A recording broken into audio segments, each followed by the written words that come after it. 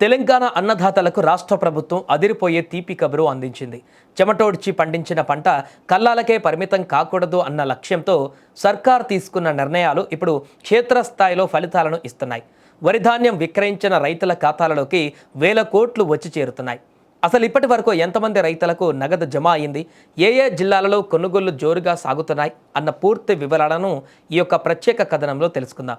రాష్ట్రంలో యాసంగి ధాన్యం సేకరణ ప్రక్రియ ఇప్పుడు టాప్ గేర్లో దూసుకుపోతుంది.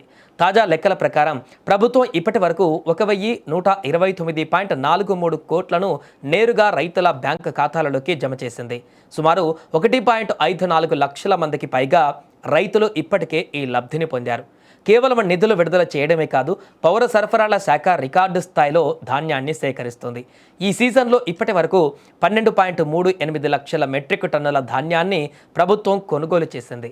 ఇందులో ఒక ఆసక్తికరమైన విషయం ఏంటంటే, ఈసారి సన్న రకానికి కూడా మంచి ప్రాధాన్యత దక్కుతోంది.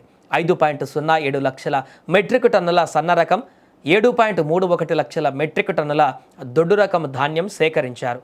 రైతు తన పంటను అమ్ముకోవడానికి కిలోమీటర్ల దూరం వెళ్లాల్సిన అవసరం లేకుండా ఊరి సమీపంలోనే కొనుగోలు కేంద్రాలను ప్రభుత్వం ఏర్పాటు చేసింది. ధాన్యం సేకరణ కోసం రాష్ట్ర వ్యాప్తంగా మొత్తం 8,575 వరి కొనుగోలు కేంద్రాలను ఏర్పాటు చేశారు. వీటి నిర్వహణ బాధ్యతలను వివిధ సంస్థలకు అప్పగించారు. 4,455 కేంద్రాలను ప్రాథమిక వ్యవసాయ సహకార సంఘాలు నిర్వహిస్తున్నాయి. 3,563 కేంద్రాలను ఇందిరా క్రాంతి పథకం గ్రూపులు నిర్వహిస్తున్నాయి. ఇక మిగిలిన 557 కేంద్రాలను ఇతర సహాయక సంస్థలు పర్యవేక్షిస్తున్నాయి. రాష్ట్రంలోని పలు జిల్లాలలో ధాన్యం సేకరణ ప్రక్రియ అత్యంత వేగంగా కొనసాగుతుంది.